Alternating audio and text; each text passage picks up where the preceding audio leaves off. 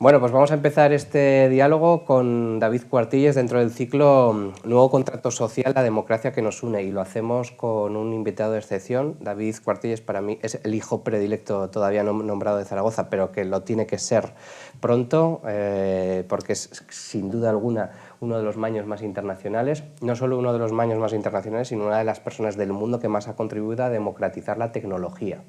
Muchos de los que nos están escuchando seguro que lo saben, otros no, es el cofundador de Arduino, ese proyecto bueno, pues que revolucionó la informática porque hizo accesible, universal y barato el cacharreo con las placas, ¿no? Lo mismo que había sido el software libre con el código, ellos lo llevaron al mundo del hardware con Arduino.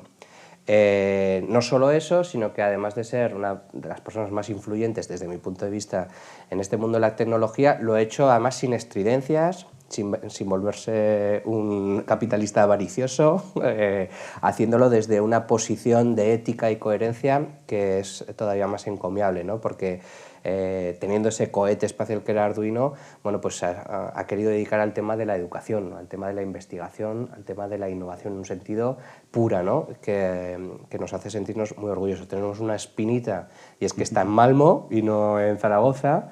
Ojalá algún año esto lo podamos reparar. Ahí tenemos algunos proyectos que pretenden cicatrizar esa herida del tema del talento, etcétera. Pero bueno, lo cierto es que siempre que le llamamos viene a nuestra llamada y hoy lo tenemos aquí, ¿no? Para hablar de todo esto. Vamos a empezar, bueno, en fin, David Cuartilles, es que lo del currículum es lo de menos, ¿no? Pero es teleco, pero sobre todo, bueno, pues como decía, fue uno de esos investigadores, estudiantes, profesores que creó como por el año 2005 aproximadamente Arduino. ¿Qué diablos es Arduino para los que nos están escuchando hoy desde sus casas, sus trabajos, a través de las pantallas? Bueno, está la pregunta que me hacen siempre, entonces te voy a dar la respuesta en lata. ¿No? Arduino surgió como una plataforma tecnológica orientada a ayudar a diseñadores y artistas a crear dispositivos interactivos. Como plataforma tecnológica tiene una parte de hardware, que es un circuito electrónico muy fácilmente accesible, que tiene un conector USB que se conecta a cualquier tipo de ordenador y permite conectar sensores, motores, demás, y es lo que es realmente Arduino originalmente era solamente la parte de inteligencia digital, ¿no? Con inteligencia me refiero más al programa, ¿no? Y por otra parte había un software que te permitía programar estos circuitos, que al final es un microordenador de un tamaño como una tarjeta de crédito, y luego un montón de información libre que podías acceder. Entonces la genialidad de Arduino fue realmente que cada uno de los componentes de los diseños originales eran completamente abiertos, se permitían copiarlo tanto a nivel de hardware y poder fabricarlo y venderlo, y a nivel de software, incluso la documentación, ¿no? Cualquier parte o en su totalidad se podía copiar, replicar y demás, ¿no? Y surgió el año 2005, como bien dices, cuando yo hacía una residencia de investigación en la Escuela de Diseño Interactivo de Ivrea en Italia, que era una escuela que existió de forma temporal, que de hecho el año 2005 fue su último año de existencia como esa escuela, luego se mudó a Milán y luego ya desapareció. Surgió porque yo venía desarrollando plataformas por mi cuenta para mis clases y mi ahora socio Máximo hacía algo parecido y empezamos a hablar de cómo podíamos solucionar los problemas de nuestros propios alumnos, y eso se convirtió en un circuito electrónico. Podía haber sido cualquier otra cosa, pero fue un circuito electrónico que empezamos a fabricar y hacemos miles al día, ¿no? Esa es la historia. O sea, la cosa estuvo entre hacer un PowerPoint y hacer una placa que revolucionara el mundo y os salió lo de la placa. El tiempo de hacer un PowerPoint para pedir dinero nos salió más rápido. Nosotros fabricamos nosotros la placa y surgió, ¿no? De hecho, un aspecto importante es que en aquel momento nadie tenía conocimiento de lo que podía significar algo como esto. No había ese tipo de...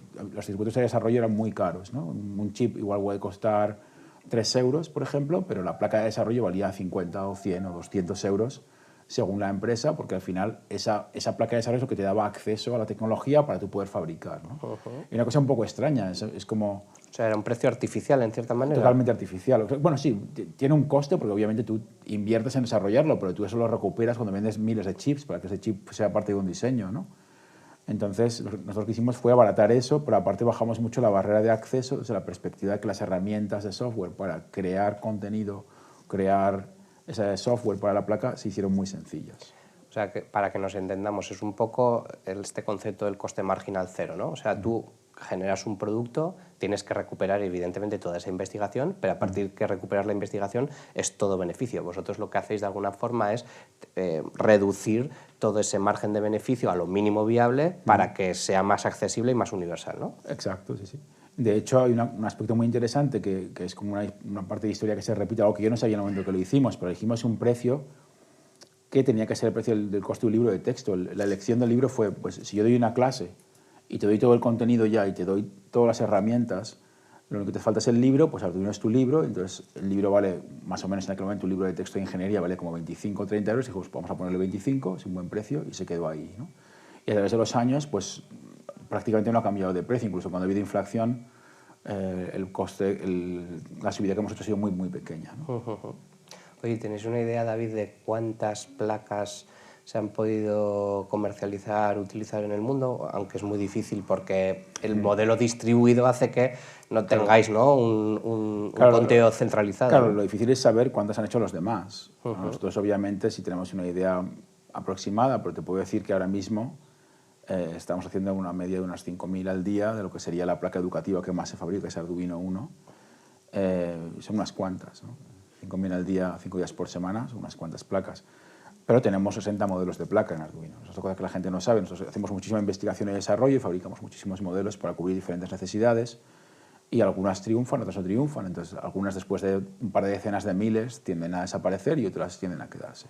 Y lo que sí que utilizamos este modelo de apertura, que lo que nos permite, de hecho, es fabricar en batches muy pequeños, en tiradas pequeñas de fabricación, con lo cual también con esto tocamos un aspecto importante, que es la sostenibilidad ecológica. Es decir, no fabricamos 1.000.000 y luego de pronto nos han vendido 350.000, las tenemos que tirar, sino fabricamos, sabemos que se van a vender y hasta ahí. Y si no se venden, las tenemos en stock y vamos sacándolas poco a poco hasta que han salido todas, ¿no? No sobrefabricamos, no buscamos ese tipo de modelo porque no nos interesa. Nosotros en el Lab, David, trabajamos un poco a veces bajo el paradigma de la ética hacker. Es, digamos, una latitud moral que nos inspira mucho. Pues nos parece que este tema de las comunidades, esta idea de la libertad, la creatividad y sobre todo este foco hacia el impacto social, ¿no?, hacia la reputación medida no en dinero, sino en impacto, bueno, pues nos resulta como muy inspirador, ¿no? Yo creo que tú eres un hacker, como todo buen hacker. Tú me vas a decir que no eres un hacker, porque un hacker lo primero que tiene que hacer es negarse que es hacker, ¿no? Porque si no, no sería un... Muy bíblico, ¿no? Efectivamente, ¿no? Uno no puede decir de sí mismo que es hacker, ¿no? Pero yo creo que evidentemente encarnas como nadie esta idea del espíritu hacker, ¿no? Ese ensayo que firmó Pekka Himanen y con prólogo de Manel Castells, ¿no?, y que encajas muy bien en el retrato robot, ¿no? ¿Nos podrías hablar un poco qué es para ti esta idea, o cómo, si te inspira o si de alguna forma guía tus pasos? Bueno, de hecho yo di una charla hace muchos años en Laboratorio 3, en Madrid. Comparaba la metodología educativa que yo seguía con la metodología hacker un poco, ¿no? Y lo hacía un poco también como para justificarme, ¿no? No decir yo soy hacker, pero es más decir, digo, al final yo creo que un método pedagógico bueno tiene que ser muy cerca de lo que sería la filosofía hacker, ¿no? Yo te doy a ti clase de algo, te enseño un truco, a cambio de que tú se lo enseñes a más gente, ¿no? Entonces, podemos seguir una fórmula exponencial de expansión del conocimiento solamente con trabajar uno a uno, ¿no? No hace falta seguir un modelo tipo masterclass en el que el crecimiento solamente da, pues, lo que le da al profesor para repetir la clase una vez y otra vez. Aquí llega un momento muy pronto en la curva en la que el modelo uno a uno, el modelo hacker, como me gusta llamarlo a mí, pues alcanza un mismo grado de efectividad, pero aparte es capaz de crecer muchísimo más rápido, ¿no? Y en mi opinión, el tratamiento uno a uno es lo que optimiza la transferencia de conocimiento, es decir, es lo que lo hace mucho más seguro, porque yo puedo adaptar mi mensaje a tus necesidades o a tus conocimientos previos para ayudarte y realmente alcanzar un determinado grado de conocimiento, mientras que un modelo masterclass te guía siempre por el mínimo común denominador, o hay diferentes formatos para poder llevarlo a cabo y es muy complicado, ¿no?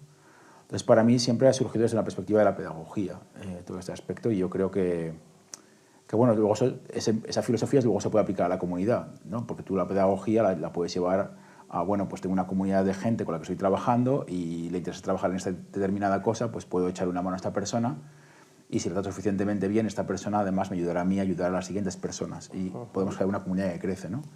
De hecho, en Arduino se tradujo en tener un foro que tiene más de 3 millones y pico de usuarios registrados, que se automodera, ¿no? Eso es también una cosa muy interesante, cómo ha podido crecer de la nada, ¿no? Yo, que de hecho fui el mantenedor oficial de la web de Arduino durante muchos años, yo pasé de tener 0 usuarios a tener 5 millones y pico de usuarios. La mantenía yo solo, pero el foro se moderaba gracias a la colaboración de la gente y la creación de contenido se modera gracias a la colaboración de la gente, ¿no? También hay que decir que vivimos en una sociedad constantemente cambiante y esa visión que teníamos tan idealizada y romántica de lo que era ser un hacker, donde había una visión política muy fuerte que realmente ayudaba a construir una serie de situaciones y herramientas y encuentros, ¿no? Ahora mismo ya no es así. Ahora vivimos también bajo una presión de la optimización tecnológica. Entonces, ahora mismo, por ejemplo, las mismas herramientas que empleamos para construir Arduino son completamente disfuncionales. Por ejemplo, la wiki, ¿no?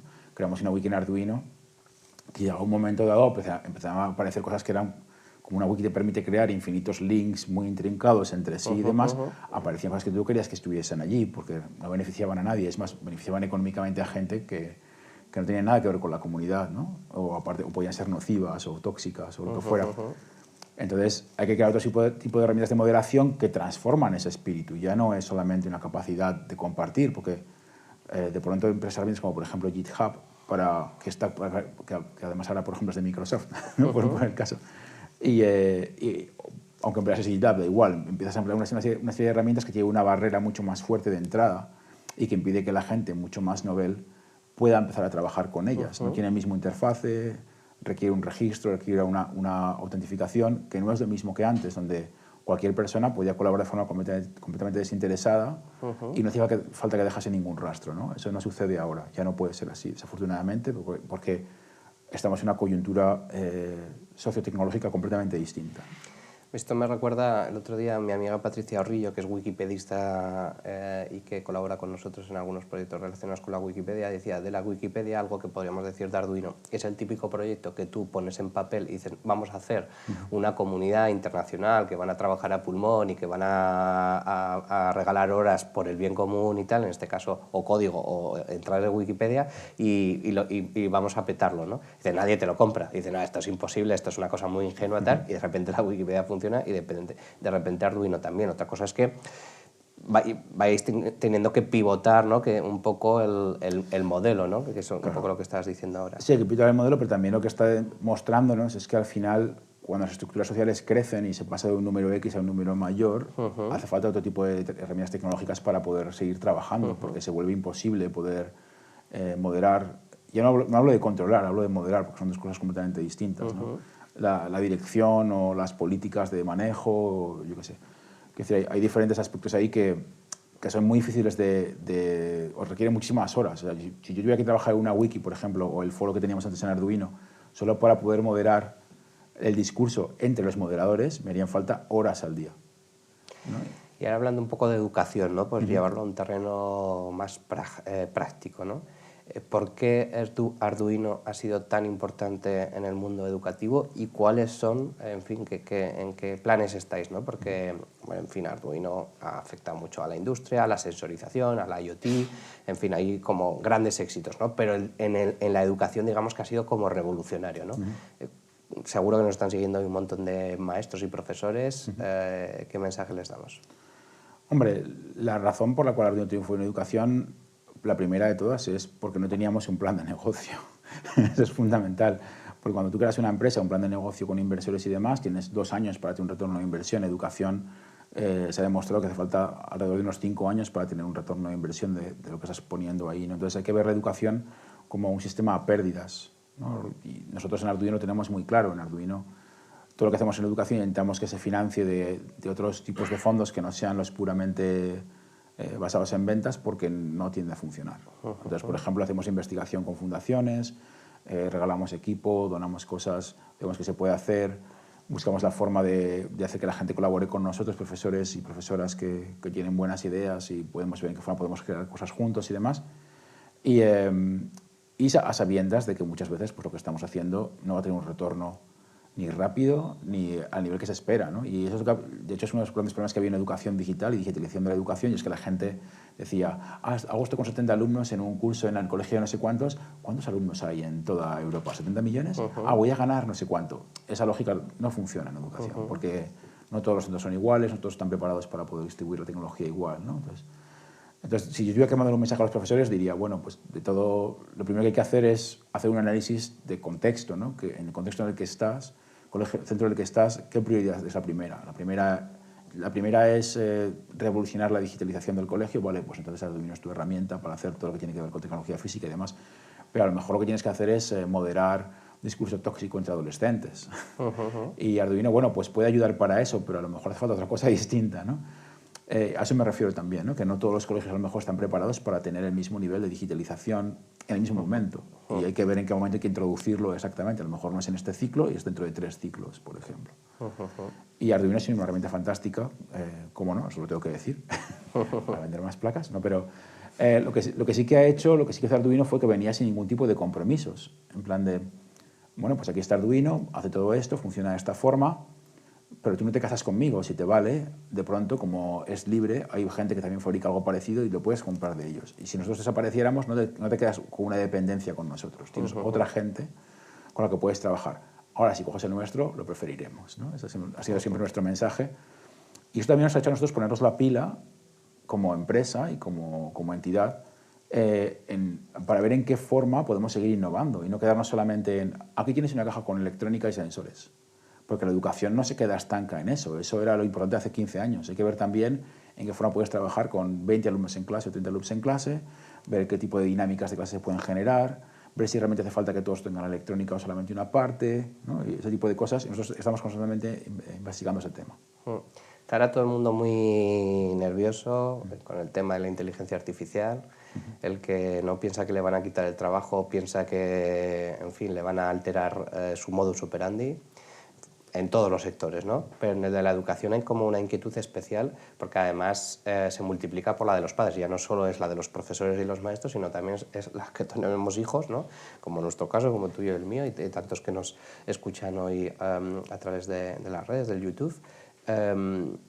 ¿Cómo te imaginas tú la educación dentro, ya no digo de 15, digo de 5 o 6 años conviviendo con la inteligencia artificial y en general con tecnologías emergentes, que ya no sé si son emergentes o son ya consolidadas, ¿no? Bueno, hay que responder varias preguntas, ¿no? Primero, la inteligencia artificial y la sociedad, ¿qué pasa, no? Es la primera gran pregunta. De cara a la gente que esté viendo esto, que a lo mejor no haya investigado mucho sobre el tema, pues han aparecido toda una serie de robots de software, hay que llamarlos así, porque la gente luego los confunde, ¿no? No son los humanoides, sino que son algoritmos. Son programas, ¿no? Que permiten, y yo me gusta llamarles programas, porque realmente son programas que responden a estímulos de una forma no lineal, pero al final del día son programas, y son capaces de, por ejemplo, generar un texto, traducir cosas, hacer un resumen, ¿no? Cosas que hasta ahora han sido tareas típicas de la clase de lengua, por ejemplo, o de la clase de idiomas, pero también son capaces de generar programas funcionales para Arduino, por mencionar algo. O yo le puedo decir, por favor, genérame un curso completo de 10 lecciones para Arduino, con ChatGPT esto yo lo he probado, y te genera un curso completo con sus lecciones, su código, todo preparado, listo para dar. Entonces, claro, los retos son muchísimos los que esto nos plantea, pero yo creo que lo más importante es que abre muchísimas posibilidades. Yo ahora doy muchísimas clases. Yo estoy dando una clase a una media de unos 150 alumnos por semestre en diferentes cursos, en diferentes configuraciones, y tengo que estar constantemente revisando el material de clase que doy. Si tengo una herramienta que me permite revisar y actualizar, que me diga, oye, es que la librería tal que estás dando la han cambiado a la versión no sé cuánto y la función tal, el programa tal no va a funcionar porque tal, oh, fantástico.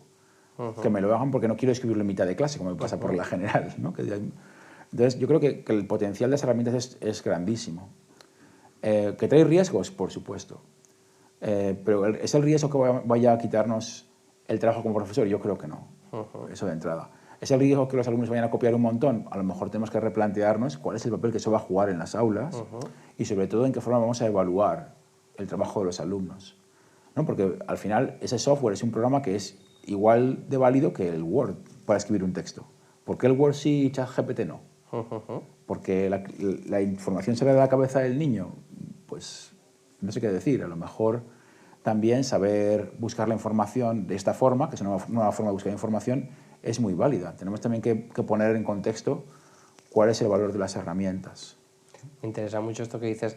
Volviendo a los hackers, recupero esta idea, ¿no?, de que un hacker es una persona que se mueve con pasión y con creatividad, con curiosidad, y una de las cosas por las que surge el código abierto es porque un hacker odia hacer algo que ya hizo alguien antes, ¿no? Un hacker es una persona que, en fin, es como, yo quiero jugar a un reto, pero no tener la sensación de que lo ha hecho otro antes, ¿no? Porque si alguien lo hizo antes, yo cojo ese código y empiezo a construir encima de ese código, ¿no? Entonces esto del chat GPT es un poco esa idea, ¿no? De decir, bueno, si esto me lo puede hacer el chat, ¿cómo puedo construir yo sobre eso, ¿no?, para ir más lejos, ¿no? Que es un poco la idea, ¿no? Hombre, además hay cosas que no es capaz de resolver. Por ejemplo, yo estoy trabajando en un proyecto de agricultura digital en el que estamos viendo cómo actualizar la electrónica que viene utilizando desde hace muchos años para sensorizar grandes plantaciones.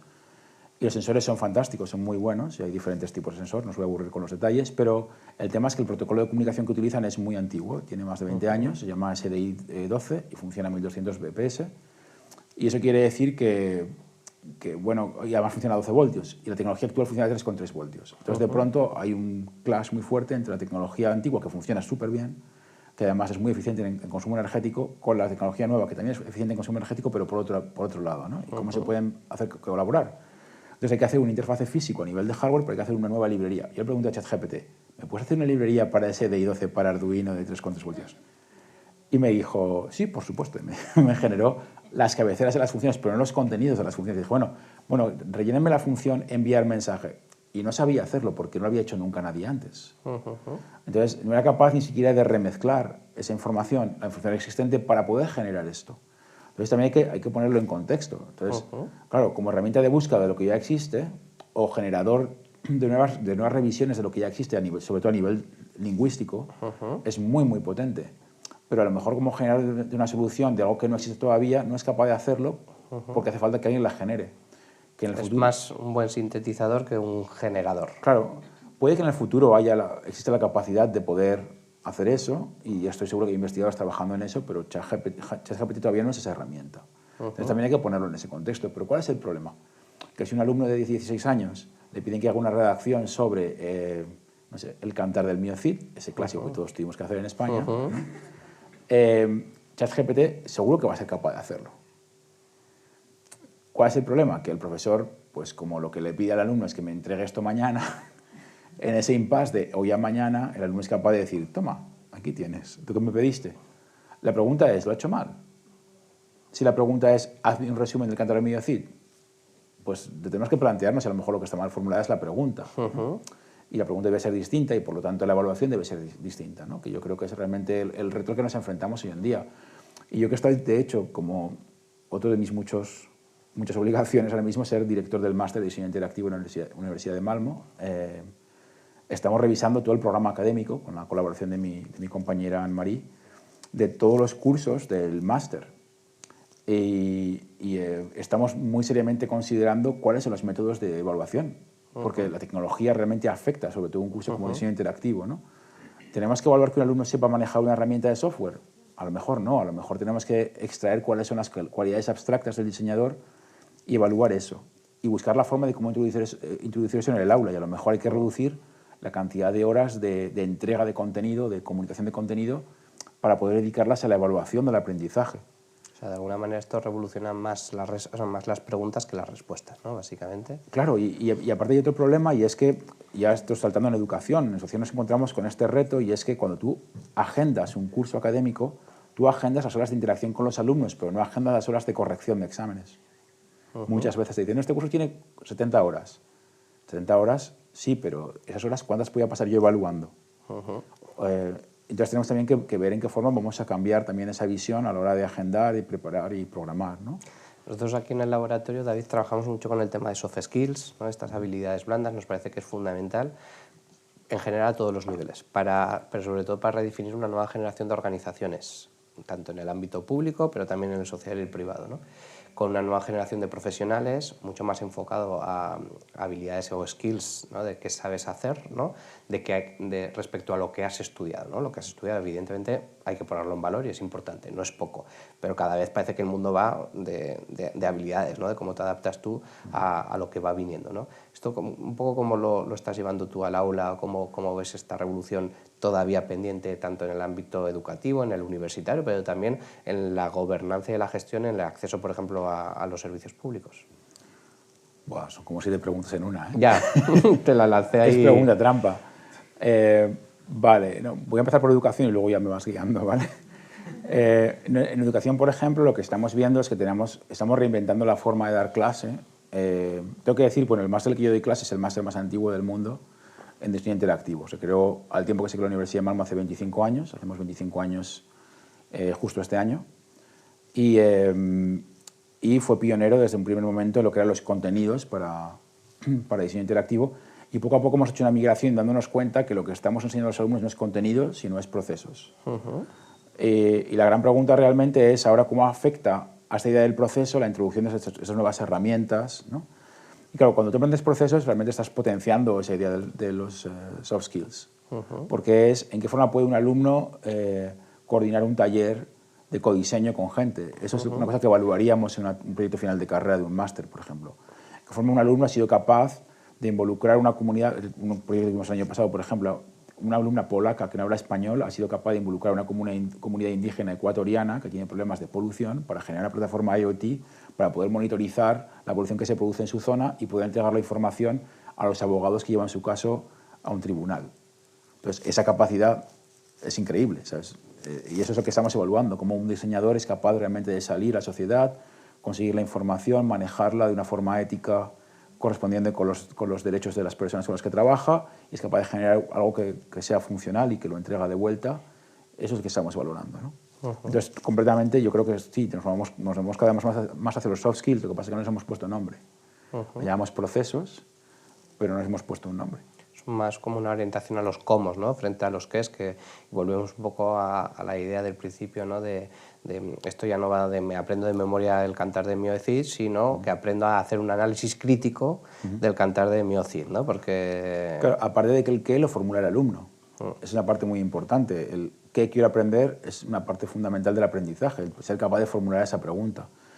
Entonces, por mencionar otro ejemplo distinto, en el bachelor, que es una cosa que también se ha estado reformando y que lo lleva mi compañero Clint, hemos hecho una revisión de en qué forma los alumnos y alumnas tienen que trabajar con lo que sería su pensamiento crítico desde la primera clase. Entonces, cada clase se va añadiendo un componente más para que cuando lleguen al final del tercer año sean capaces de formular su propia pregunta de investigación y trabajar de cara a poder resolverla, ¿no? Entonces, claro, esa progresión es la parte que es muy complicada de generar. Hacer una progresión de los procesos es la parte difícil, ¿no? Para que ellos sean capaces de preguntarse la pregunta ¿qué? Al final, ¿no? Al principio tú le das el qué el primer año, pero cuando llegan al tercero tienen que ser capaces de generar el qué. Y es algo que en otros sistemas educativos que hemos visto en secundaria, por ejemplo, como la educación basada, bueno, es que no es la palabra en español, inquiry-based learning, pero la educación basada en investigación que es también algo muy parecido al project-based learning o aprendizaje basado en proyectos, ¿no?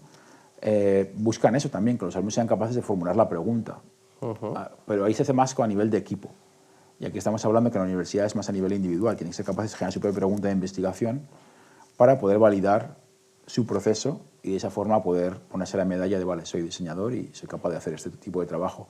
Pero creo que es interesante que esa forma de tener de pensamiento crítico sea aplicable a otros campos también. Y de hecho, creo que es aplicable prácticamente a todos los campos educativos, sobre todo a nivel universitario, ¿no? Creo que sería posible buscar la forma de hacerlo.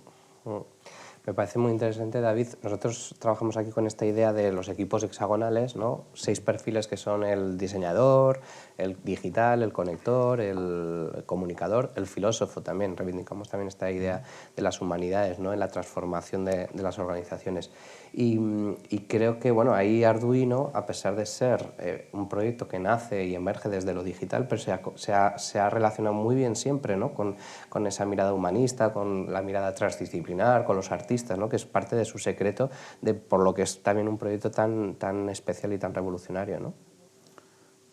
¿Eso es una pregunta? Sí. Sí, no, de hecho, como comenté antes, Arduino surgió como una plataforma orientada a trabajar con diseñadores y artistas. Entonces, desde su origen, realmente, aunque era más desde una perspectiva de las competencias, estaba mirando a una comunidad distinta, ¿no? Y tenía muy arraigado la idea de acercar el conocimiento a un grupo de gente que no tenía derecho en ese momento a tener acceso a ese conocimiento. Eso fue fundamental, ¿no?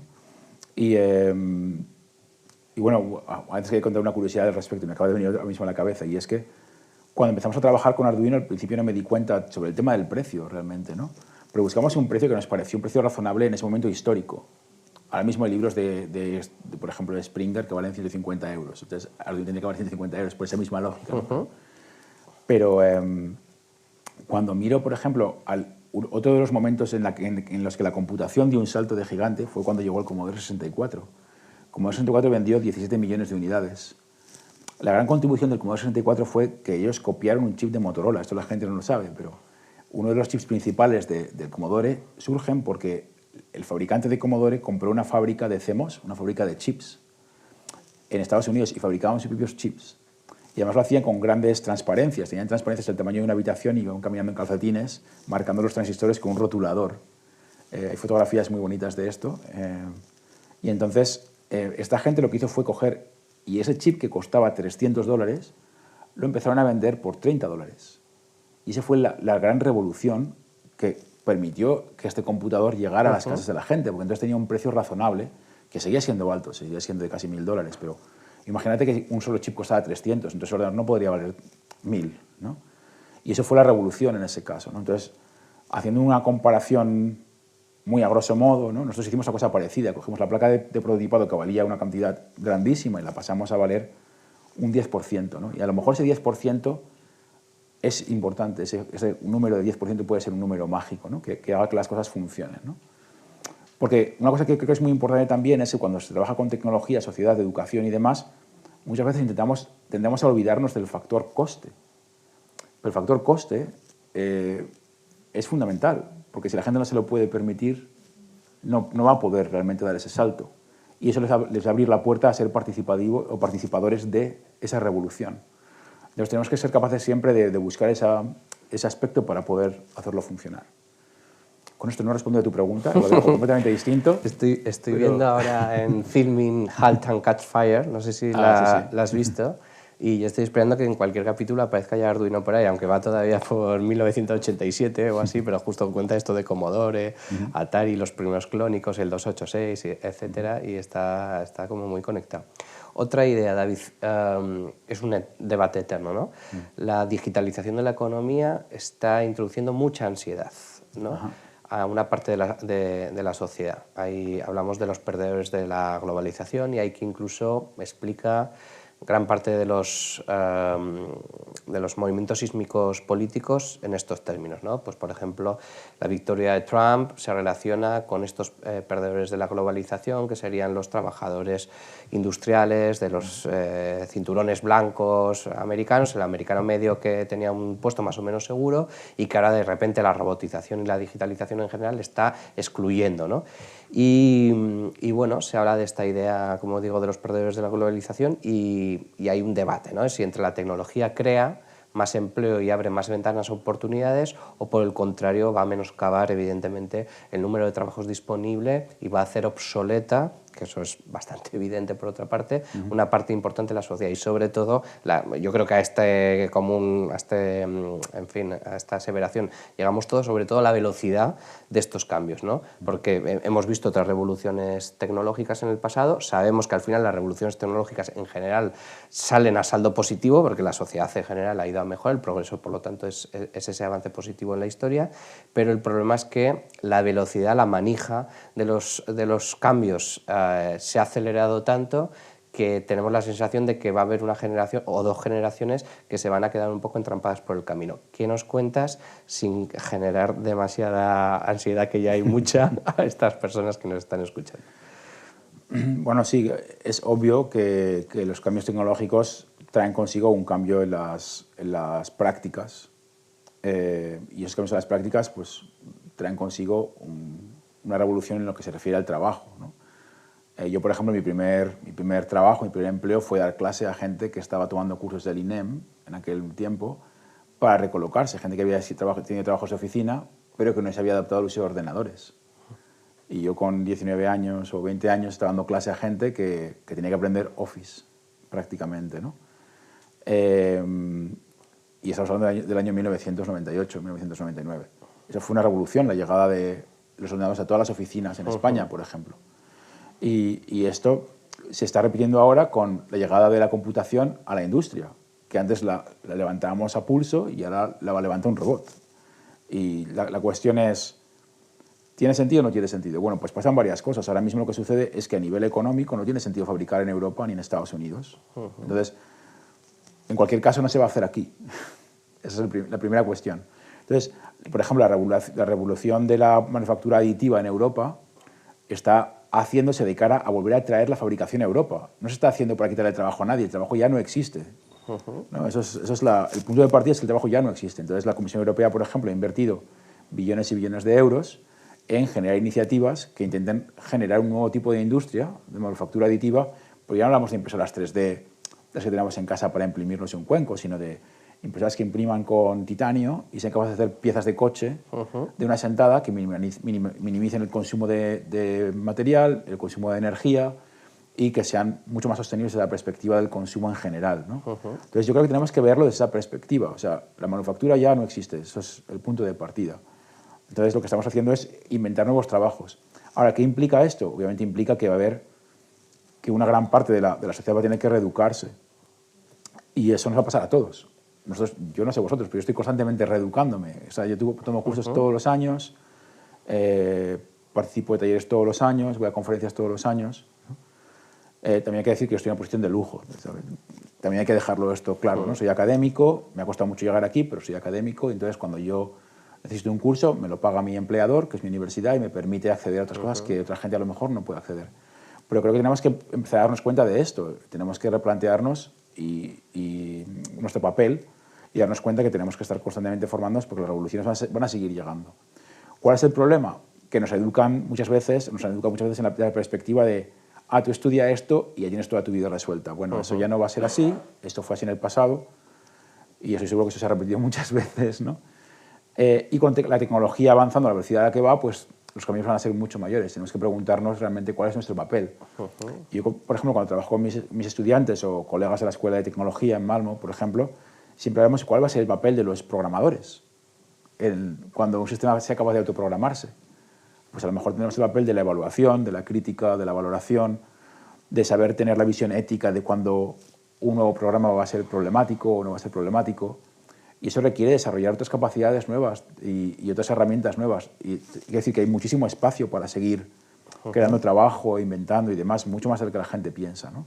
Ahora mismo, por ejemplo, hay una carencia gigantesca de gente con conocimientos de informática. En Arduino, por ejemplo, estamos contratando gente que sale directamente de formación profesional, ¿no? Cosas que jamás habríamos pensado hace 10 años están sucediendo ya, a día de hoy, ¿no? Con lo cual, creo que el miedo no es infundado, pero que es algo que la sociedad creo que va a ser capaz de redirigir. Bueno, nosotros aquí decimos mucho que el futuro es el que estamos construyendo, ¿no? Quiero decir, no es una cosa invariable e inmutable, ¿no? Sino además. que manejas, ha salido bastante en la conversación esta idea del prototipado, ¿no? Porque en el fondo Arduino es como un epítome del prototipado. Es coger y decir, no, mira, es que desde esta plataforma, desde esta placa, tú vas a poder probar, vas a poder hacer experimentos, vas a poder hacer proyectos piloto, vas a poder toquiñear, ¿no? Cacharrear, que decís un poco los makers, ¿no? El Arduino es como si, en fin, si en la Wikipedia pusiéramos prototipado, yo creo que tendría que aparecer una placa Arduino, ¿no? Y nosotros intentamos llevar de alguna forma este concepto al mundo de la administración pública, porque aquí en la administración, en los gobiernos, somos como todo lo contrario. No prototipamos porque aquí vamos a satisfacer derechos y a proveer servicios públicos, que tienen que ser como conceptos muy cerrados, muy garantizados, en fin, gastamos dinero público y por lo tanto aquí las cosas se tienen que hacer de forma seria. Pero claro, ahí partimos como con una desventaja muy grande, porque los ciclos de innovación están ligados a esas iteraciones, a esas pruebas, a esos errores, que es de donde se aprende, ¿no? Y que es en lo que ese mundo, en este caso académico, investigador, pero también empresario, nos lleva mucha ventaja, ¿no? los que nos estén escuchando, ¿por qué es tan importante? Porque si lo dice David Cuartillas, vale más que si lo digo yo, esta cultura, ¿no?, del proyecto piloto, de la maqueta, del mock-up, del prototipo, ¿no?, llevarla también a la escuela, llevarla a los servicios públicos, llevarla incluso, en fin, a ámbitos como tan serios y tan rotundos como el de la salud, ¿no? Estoy pensando, en fin, en frenar la curva. Por ejemplo, nosotros una de las cosas que hicimos fue una centralita de donaciones ciudadanas que recogíamos mascarillas, que las hacían mujeres desde su casa, y porque tenían tiempo libre porque estaban confinadas, ¿no? Y desde su sabiduría popular, desde esa epistemología casi de los cuidados, feminista, sin ser académicas, empezaron a hacer esas mascarillas de tela. Y yo recuerdo que algún compañero nos las rechazó. Dice, esto no es un EPI, ¿no? No está homologado. Y luego, con el tiempo, resultó que miles de farmacias empezaron a vender ese tipo de mascarillas, que se demostró, y tuvimos hace poco aquí a Fernando Simón, que eran capaces de mitigar el contagio del COVID mucho más que otras medidas como lavarse las manos, que al final resultó que no servía para nada, ¿no? ¿Cómo podemos poner en valor en entornos que parece tan ajenos a la idea del prototipo esta cultura? Hombre, la idea del prototipo es básica. Si yo quisiera construir una carretera, por ejemplo, ¿no?, de A a B, y jamás he podido probar el tipo de hormigón que voy a contratar, pero alguien me dice, es que ese hormigón va a costarte un 10% menos, pero jamás lo he podido probar y solo lo compro porque va a ser un 10% menos, y hago la carretera y el hormigón falla, habrá sido un desastre, habría gastado el dinero que tenía para hacer la carretera. Pero si yo prototipo 3 kilómetros de la carretera, por ejemplo, con ese hormigón, y lo dejo durante un año y veo si el hormigón se rompe a la misma velocidad que el hormigón que suelo utilizar siempre, directamente sabré si funciona o no funciona, ¿no? Esto, que tiene una aplicación muy clara sobre algo físico y que todo el mundo es capaz de comprender, es más difícil de entender cuando hablamos de servicios, que son intangibles, o cuando hablamos de políticas, o cuando hablamos de otro tipo de cosas que son intangibles en general, ¿no? Pero, claro, la misma lógica aplica.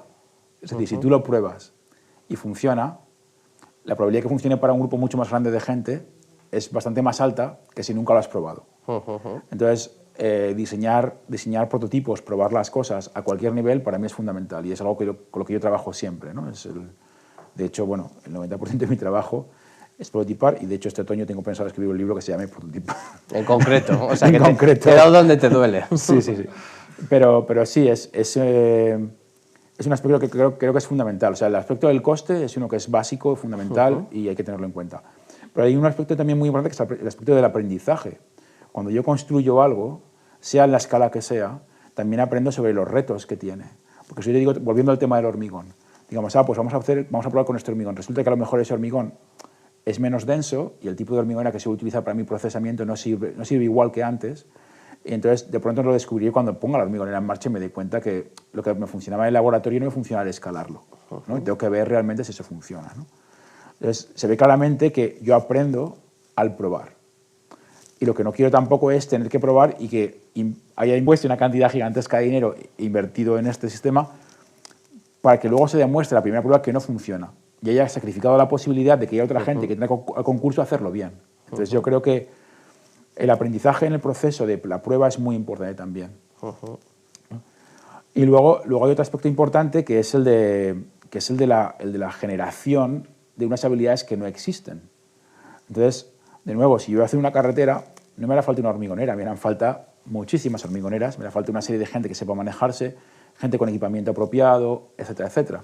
Entonces, al prototipar, podré probar también con gente y podrán venir y aprender, podrán compartir experiencias y podremos ver en qué forma podemos mejorar los procesos y podemos además protegernos para hacer bien el trabajo, ¿no?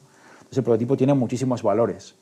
Pero esto se aplica a todo. Imagínate que es un algoritmo de software para evaluar cuando una persona reincidente, que es un algoritmo que existe, por cierto, cuando una persona reincidente en un crimen, ¿no?, debe ser considerada con circunstancias atenuantes.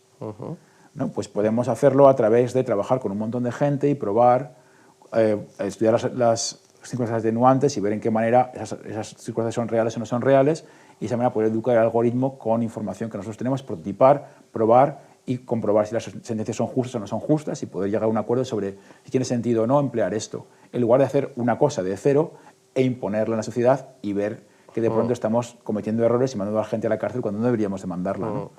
El prototipado ahí también es muy importante, ¿no? Es fundamental.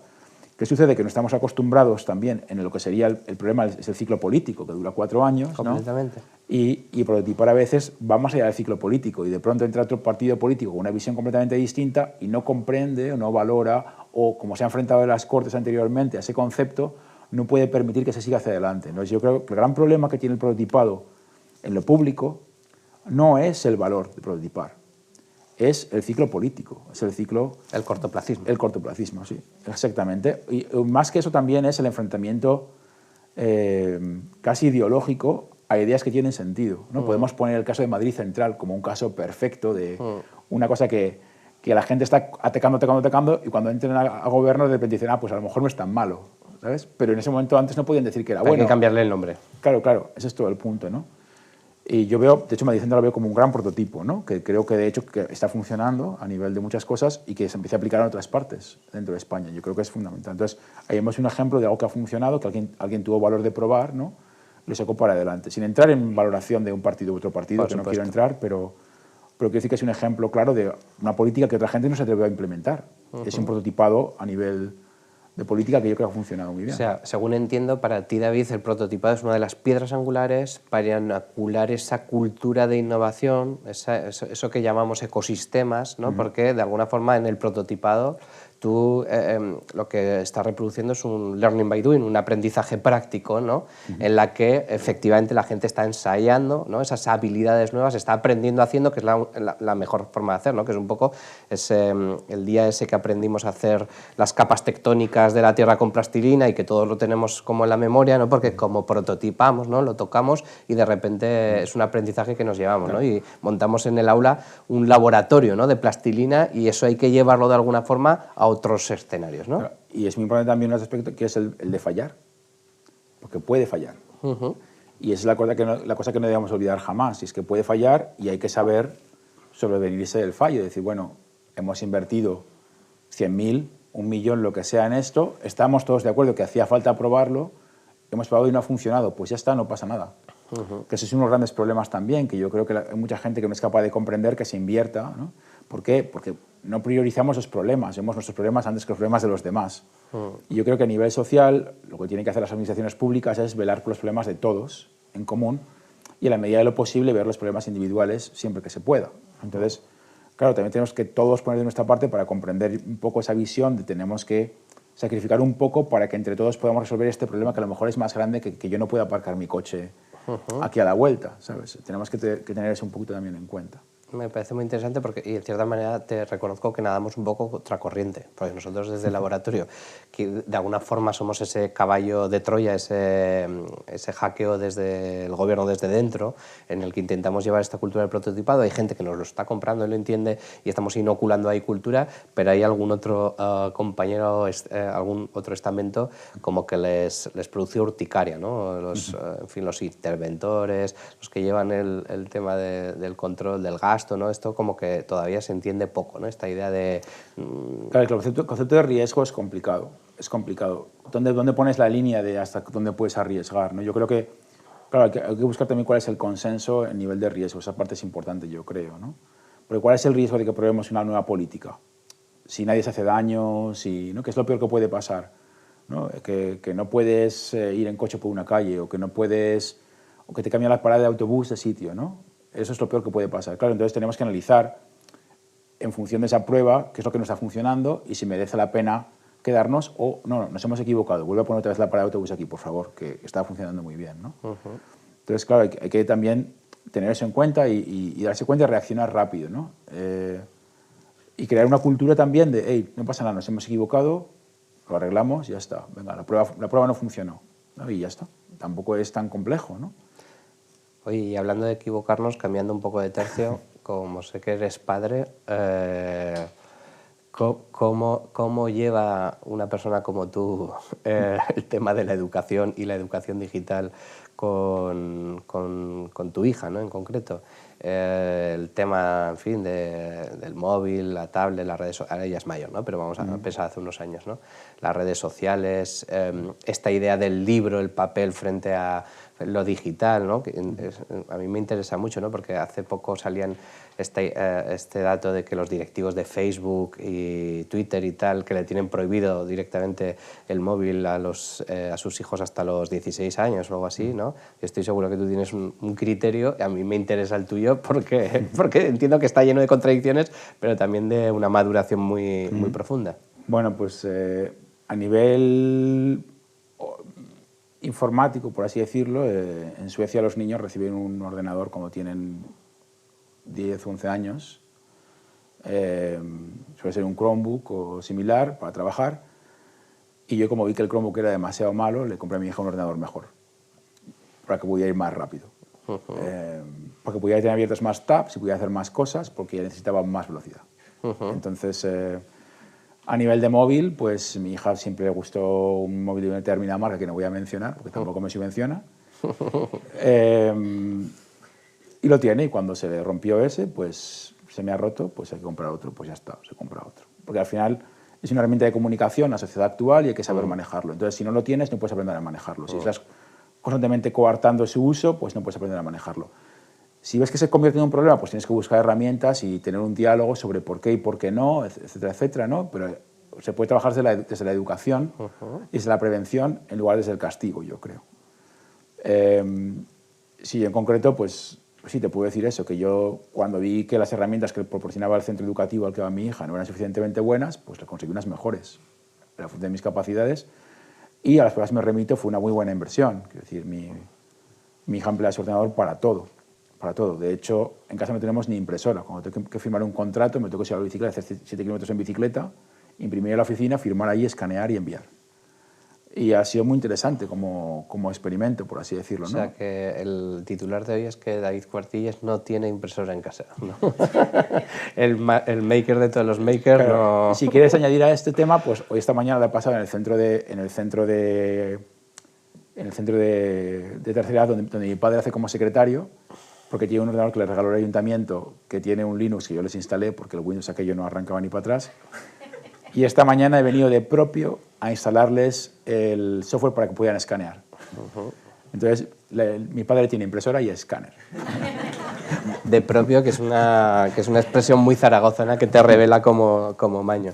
Oye, ¿y tú los libros importantes de la vida los lees en tablet o en ebook o en papel? Porque yo te confieso que, en fin, me regaló la caja de ahorros y tal, un ebook de estos, y prácticamente, bueno, prácticamente no, en la caja está, porque me gusta el papel. Es un tema fetiche, que no poseo las palabras, las ideas, las emociones si no tengo el papel. Bueno, yo hay libros que leo mejor en pantalla, libros, sobre todo pues, libros de programación, por ejemplo, que no me gusta tenerlos tampoco en papel, me parece un gasto. Yeah. Además están hechos de muy mala calidad, por lo general. Hay pocos libros de programación que están hechos de buena calidad, por ejemplo, el libro de Processing está bien hecho, muy buena calidad, muy buen papel, unas tapas duras fantásticas. Hay uno que se llama Generative Algorithms, que está muy bien también, que además es un tamaño así, ¿no? Entonces hay libros, tenemos una colección en casa de más de 2.000 libros, entonces no te voy a... Tenemos esta estantería de 7 metros de largo por 2 y pico de alto, que es la envidia de amigos y vecinos. Ayer, sin ir más lejos, compré un libro sobre la historia de los diseños gráficos de Olivetti hasta 1968, que me gasté 150 euros en el libro, entonces te quiero decir que sé apreciar muy bien el libro en papel, hay material histórico muy bueno, ¿no? A mi mujer le regalé por su 40 cumpleaños el manual de diseño gráfico de IBM en papel, que me costó muchísimo encontrarlo. Entonces es una cosa que es... O sea, hemos ampliado el titular. David Cuartillas no tiene impresora, pero tiene 2.000 libros en papel. Claro. Pero sí que es importante, yo creo, que saber que hay materiales hay que trabajar de una forma distinta. Yo, por ejemplo, para trabajar, empleo una herramienta de anotación en software. Cuando mis alumnos me envían sus textos, trabajo directamente digital con sus textos, jamás los imprimo, anoto directamente, no hago el trabajo 2 veces, lo hago solamente una vez. Les pido, por favor, que me envíen sus anotaciones en Mendeley o Zotero, o lo que sea que utilizan ellos para anotar. Los reviso, les envío notas, todo en digital, ¿no? Aceleramos el trabajo de esa forma muchísimo más. Y aparte lo podemos compartir entre todos. Si yo tengo 7 alumnos de tesis, pues los 7 alumnos de tesis están viendo lo que ven los demás, a no ser que sea una cosa muy específica o privada, porque tengo algún alumno que trabaja en empresa y su proyecto no se puede compartir, pero lo que son referencias, menciones, lo compartimos todo en digital. Publicaciones, yo ordeno todo en carpetas muy bien en mi ordenadorcito con 2002, papers, ¿no? Y entonces, pues cuando uno me pide algo, sé dónde está, ¿no? Y estoy trabajando con alguien, te hace falta la referencia de una publicación de esta persona que observaba esta cosa, aquí la tienes, pum. Entonces, esa parte de tener digital es fundamental. Yo creo que ahorra muchísimo el tiempo de búsqueda, el procesamiento, ¿no? Pero luego hay joyas que solo se pueden encontrar en papel. Por ejemplo, el otro día le pasaba a un alumno mío que está estudiando sobre cómo es dar clase de electrónica, le conseguí un libro que tengo, que lo hizo la OTAN. La OTAN tiene una serie de talleres sobre diferentes habilidades y hay uno que es sobre las metáforas del aprendizaje de la corriente eléctrica. Una cosa bastante específica, muy nicho, que es muy difícil de conseguir, que solo se puede conseguir en eBay o...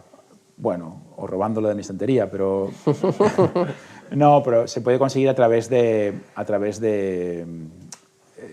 impresión just in time. Ajá. Y que no lo hacen todo el tiempo, entonces igual lo pides ahora y te llega dentro de 4 meses, ¿no? Cuando entra la cola de impresión o lo que sea. Claro, pero por lo menos imprime, porque hay algunos de los que intentas buscar y vale 400 euros en eBay porque, no. solo es segunda mano y se ha convertido como una incunable, ¿no? Sí, por supuesto. No, además tengo una cosa por primeras ediciones, que no quiero entrar a ese tema también.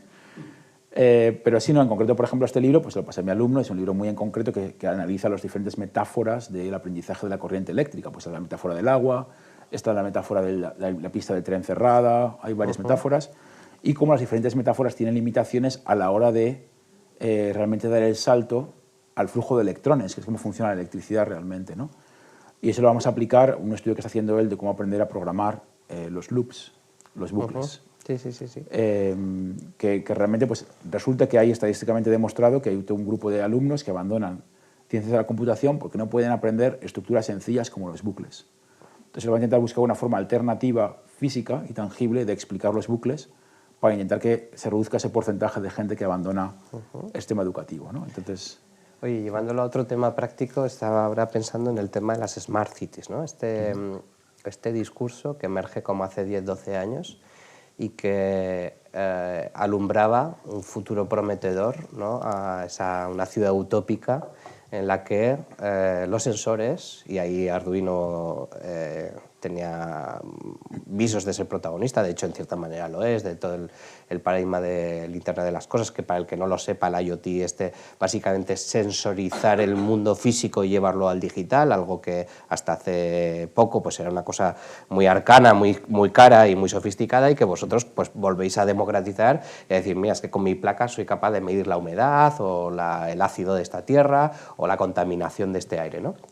Pero han pasado 12 años desde ese discurso que iba a cambiar las ciudades. Oye, las ciudades, con todo el cariño y el respeto, pero siguen pareciendo casi tan tonticas que hace una década, ¿no? Vamos más lento de lo que querríamos, hay cosas muy interesantes pero que no estamos viendo. Fuera de nuestro ecosistema, aquí en España están sucediendo cosas. ¿Qué radiografía haces de del Internet de las Cosas y las Smart Cities en general? Es que me quieres decir que aquí en Zaragoza los semáforos se ponen en verde cuando te aproximas y no hay coches. No, están... aquí todavía es que no... van a pedal. Ya, es que entonces no se ha implementado todavía, ¿no? Ya. No, bromas al margen. No, yo creo que Smart Cities es un concepto muy interesante que surge en un momento en el que la tecnología estaba avanzando y demás, y parecía que era una tecnología interesante. Lo que es la tecnología de sensorización y de control o automatismo existe, pero lo que hace falta realmente, lo que está pasando ahora, es la parte de inteligencia artificial o machine learning, que va a facilitar que determinadas cosas se actualicen o se actúen. Entonces yo creo que no es un concepto para nada muerto, es más que nada que está pasando en segundo plano, porque hay otras tecnologías que son más guay, sí.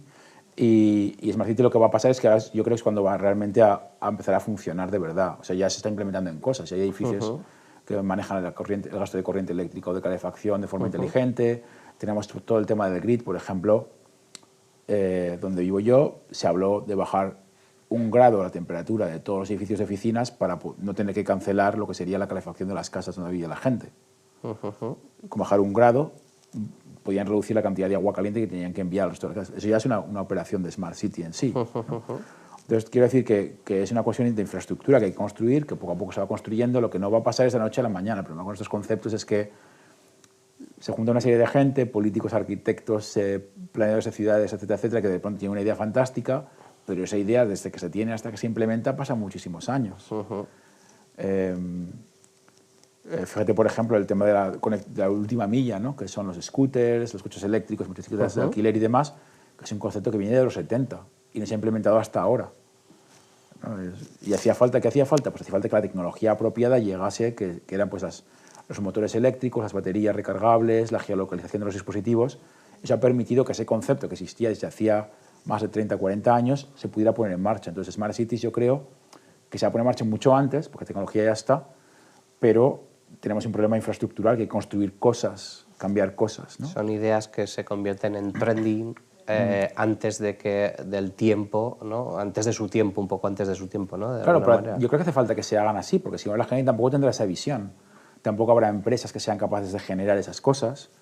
El ejemplo que pones es perfecto, ¿no? Porque, por ejemplo, con las carriles bici en Zaragoza, nosotros defendimos, yo trabajaba en aquel momento hace 15 años en el ayuntamiento, ¿no? Que había que llenarlo todo de carriles bici, aunque no hubiera cultura ciclista, ¿no? Porque sin carriles bici era imposible que hubiera cultura ciclista, ¿no? Pues es un poco lo mismo, ¿no? Era una idea que parecía que la estábamos implementando antes de su tiempo, porque de hecho, de cierta manera, generaba incluso recelo, y hoy nadie se plantearía ir hacia atrás en carriles bici, sino la reivindicación es la contraria, ¿no? Poner más carriles bici, es un poco la misma idea, ¿no?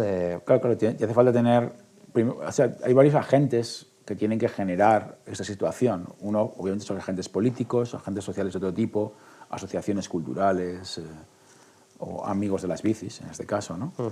Y tienen que, entre todos van plantando una semilla en la cabeza de la gente sobre qué es lo que hace falta para llegar a un destino. Pero además el destino es incierto, porque tampoco sabes exactamente qué va a ser, porque la tecnología va a cambiar en ese camino y puede que de pronto se acelere o puede que de pronto se retrase un poco, como ahora tenemos una situación geopolítica terrible. Hay una guerra, acabamos de pasar una pandemia, antes de eso hubo una serie de movimientos geodésicos que hicieron que la fabricación de chips se retrasara a 26 semanas de retraso, ¿no? Entonces hace que la tecnología esté muy retrasada frente a lo que hace falta para poder llegar ahí.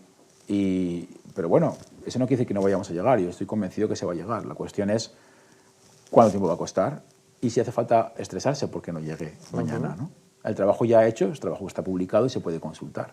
Oye, David, ahora que justo hablamos de geopolítica y como eres de alguna manera un pensador global que viaja mucho y que tiene una perspectiva panorámica del mundo, me interesa que me hagas una síntesis de cómo ves este mundo, relacionándolo evidentemente con tu universo, el de la economía digital, esta batalla por las patentes, esta competencia encarnizada por la tecnología que protagonizan por un lado Estados Unidos con un modelo Silicon Valley, startups, mercado privado, ¿no? Y que en el fondo también tiene un potente respaldo público, aunque es menos conocido, como demostró Mariana Mazzucato y tal. Y por otra parte China, en el que las grandes empresas son o estatales o están de alguna forma auspiciadas por el ecosistema nacional y que además se saltan a la torera todas las leyes porque las leyes son ellos, ¿no? Y en medio Europa, que está jugando a un modelo de derechos humanos, de crecimiento sostenible y de estado de bienestar,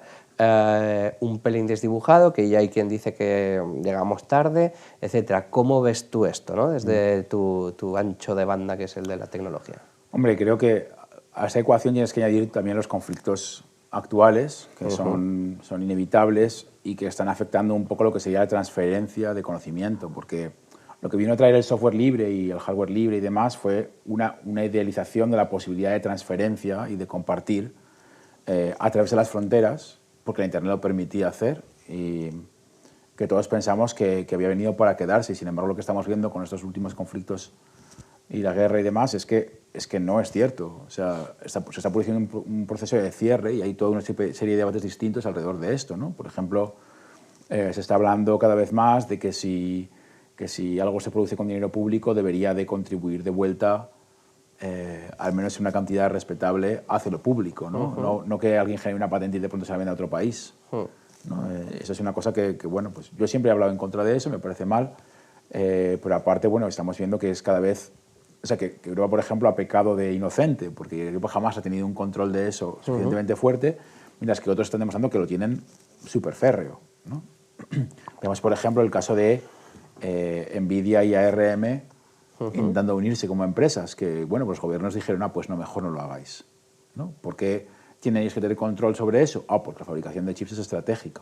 ¿No? Y ARM, que ni siquiera fabrica chips, que lo único que hace es crear la propiedad intelectual que va dentro de los chips, pues no le dejan juntarse con un fabricante de chips que es Nvidia, ¿no? Porque se habría creado una entidad muy grande y habrían perdido el control sobre ella desde Inglaterra, ¿no? Entonces, claro, esto es interesante porque al final lo que está sucediendo es que lo que pensamos que había un libre movimiento del conocimiento, pues no es así.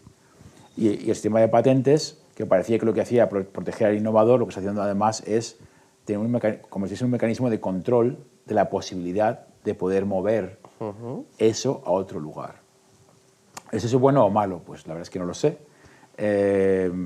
Yo creo que tiene aspectos buenos y aspectos malos, obviamente. Desde una perspectiva económica, tú quieres que tu sistema sea sostenible a largo plazo y te hace falta que el dinero que tú inviertes revierte de vuelta, ¿no? Desde una perspectiva, ahora mismo estamos hablando, por ejemplo, de proveer tecnología a un país en guerra, te interesa que no se le provea tecnología a ese país en guerra. Entonces, ¿cómo lo hacía, por ejemplo, Estados Unidos hasta ahora? A empresas como nosotros nos envía cartas que decía, ni se os ocurra jamás en la vida venderle nada a Irán, a India, a Rusia, a China, no sé qué, ¿no? Y nosotros, bueno, pues si no podemos, pues no podemos. ¿Qué vamos a hacer, no? Pero eso no quita que existen luego mercados grises. Pues se lo vendes a una persona en Turquía, esa persona en Turquía va, se lo vende a alguien en Irán, ese de Irán se va y se lo vende a alguien en Rusia, ¿no? Eso puede pasar. Tú no puedes darle seguimiento a eso de esa forma, porque eso, al final del día es un bien de consumo lo que estás fabricando, o lo das a otra gente así y tal, ¿no? Pero lo que estamos viendo es que se está intentando construir cada vez más países que sean autárticos, en el sentido que sean capaces de producir todo por sí mismos y que no tengan la posibilidad de transferir nada. Que el gobierno pueda decir, no, cierra el grifo, esto lo puedes hablar y esto no lo puedes hablar. Y el tema es que eso es algo que está repitiéndose en la historia, porque esto ya sucedió antes. Sucedió, por ejemplo, después de la Segunda Guerra Mundial.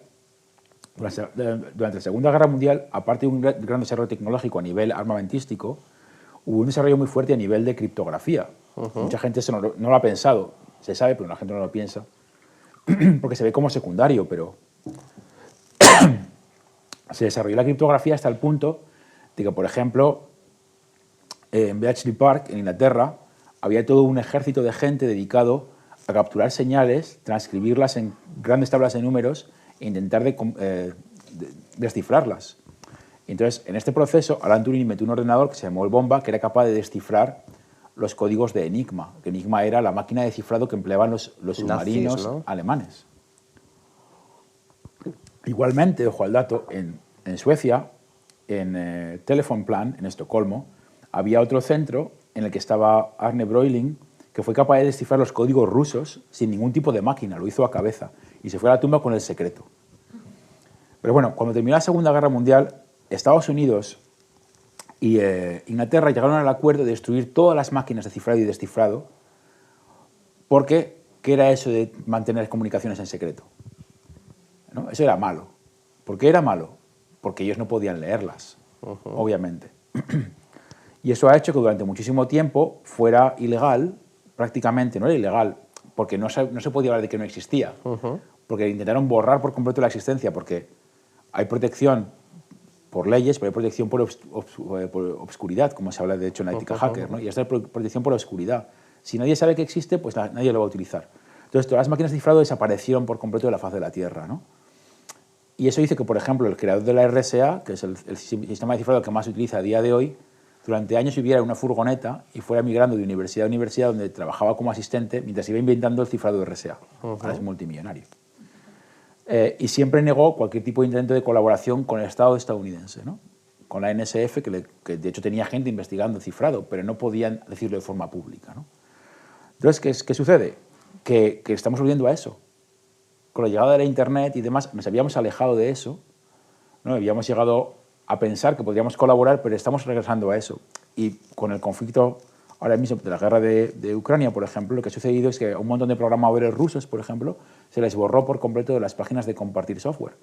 Y en un momento dado, de pronto, hubo un montón de repositorios de software que dejaron de funcionar porque había un montón de contribuciones y GitHub no se habían dado cuenta que al borrar el usuario borraba las contribuciones y librerías dejaron de funcionar a diestro y siniestro, ¿no? Y luego hubo gente que políticamente protestó y hackeó sus propias librerías de software para molestar a los demás porque querían pedir que hubiera paz, ¿no?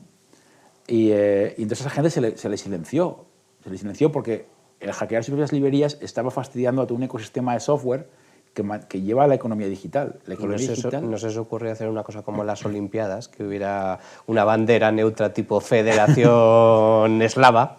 Pues no, lo que se tuvo que hacer realmente a nivel de esto fue buscar una forma alternativa de trabajar con los programadores rusos, porque el hecho de que fueran rusos no quiere decir que fueran pro conflicto. Está claro. Ese es el gran problema, ¿no? No se estaba viendo a las personas, se estaba viendo a los lugares. Entonces estamos dando un paso atrás, realmente, ¿no? Se supone que habíamos llegado a un momento de las libertades individuales dentro de un espacio colectivo y ahora estamos volviendo a encasillarnos, clasificarnos y separarnos, ¿no? Ese es el gran problema que yo creo que puede llegar a pasar. Me interesa que hablemos, para ir conduciendo hacia el final este diálogo, David, tan interesante, de tres cosas. Una es la idea de código abierto, que evidentemente está en el germen de Arduino y de tu propia filosofía de vida. A ver cómo lo enlazamos a nuestro trabajo aquí en los servicios públicos y a la propia idea de democracia.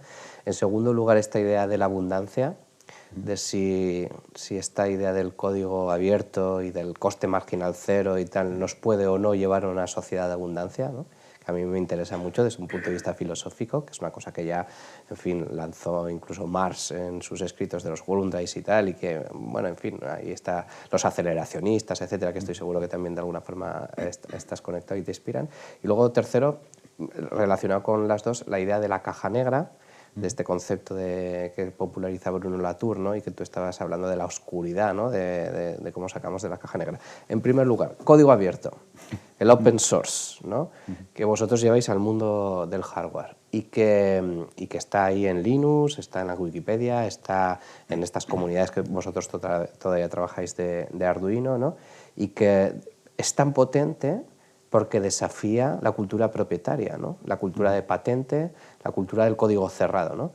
Frente a un código cerrado que manejan unos pocos y que ahora, por ejemplo, en la pandemia se ha visto muy clara con las farmacéuticas, que esto lo entiende todo el mundo, ¿no? De repente estos tipos, ¿no? Que tienen el código cerrado del medicamento y esto vale tanto y una subasta con los estados o incluso con la Unión Europea, ¿no?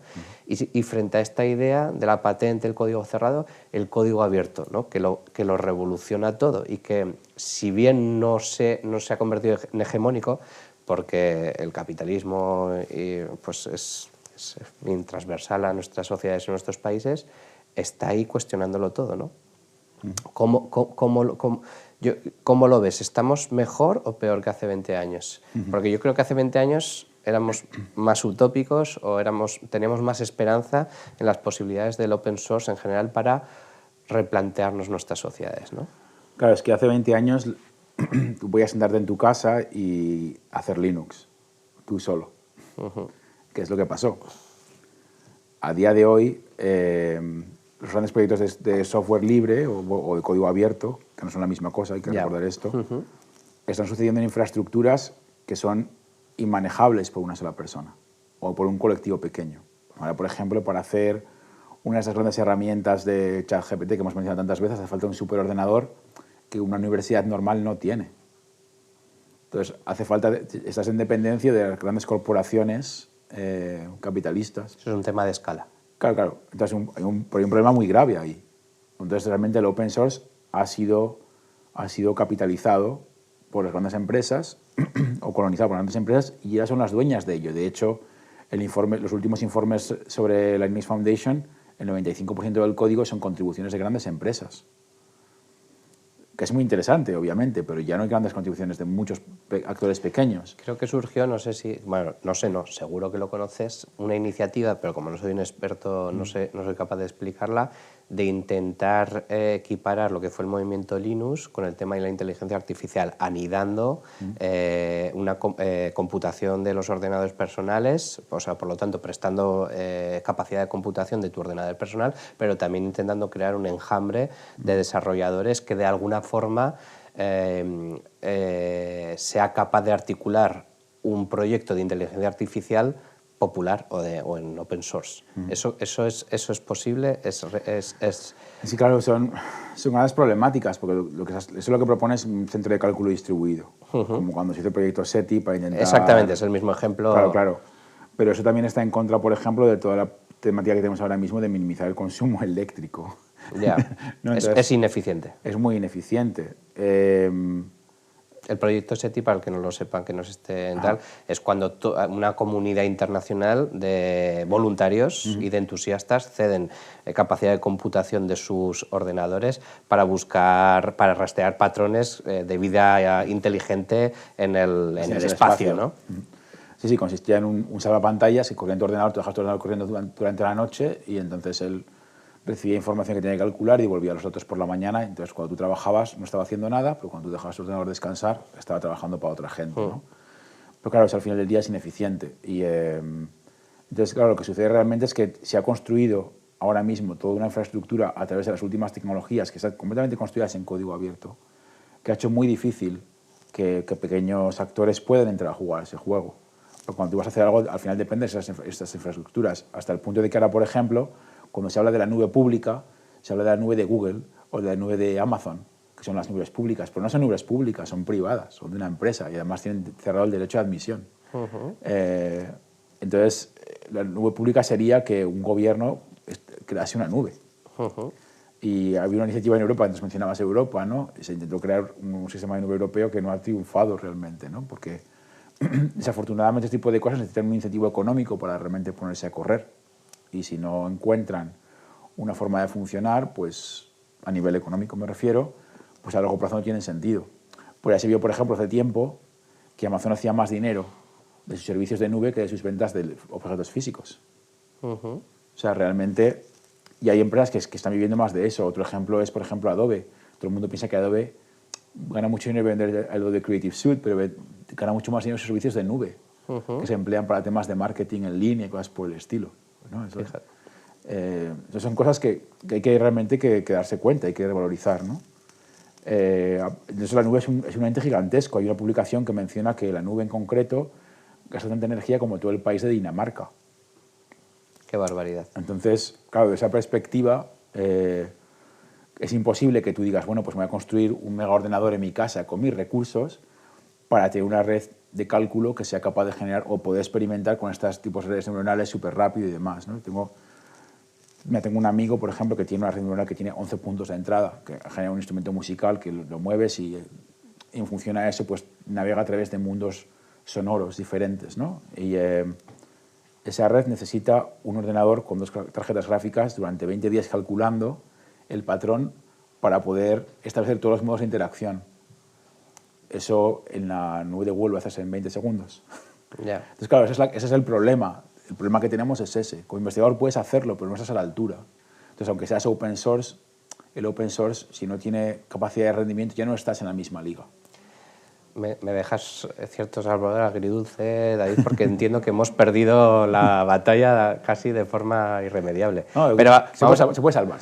Vale, eso me gusta. Vamos a intentarla llevarla un poco a una visión optimista. A mí me gusta, hace unos años que me encontré con esta idea de la abundancia, ¿no?